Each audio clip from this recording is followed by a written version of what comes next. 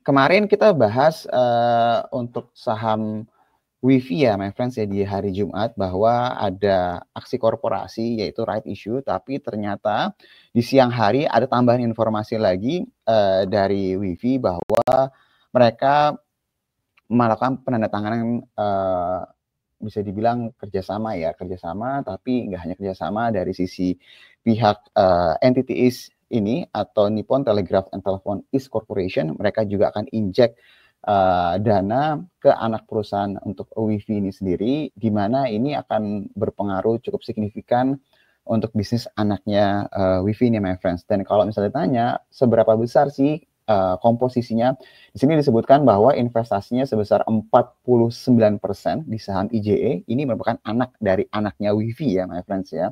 Dan kalau misalnya kita lihat di sini disebutkan bahwa nilai investasinya itu sebesar 4 triliun rupiah untuk kepemilikan 49%. Jadi kalau misalnya dibikin 100%, valuasi si IJE ini mungkin sekitar 8 triliunan ya.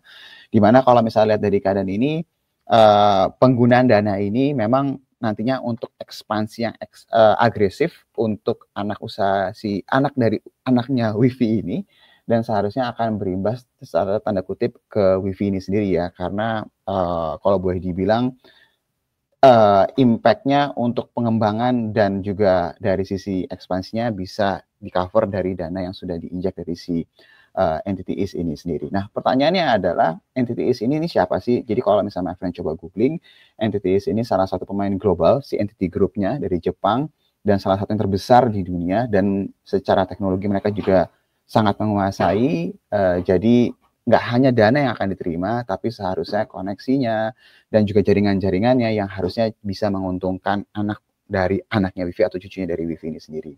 Dan kalau misalnya my friends coba mau lihat lebih detail lagi, dari sisi Entity East pun juga mengeluarkan press release ya, ini saya kasih lihat. Jadi kalau buka websitenya Entity East di sini disebutkan bahwa mereka itu melakukan penandatanganan ini, jadi mereka inform juga.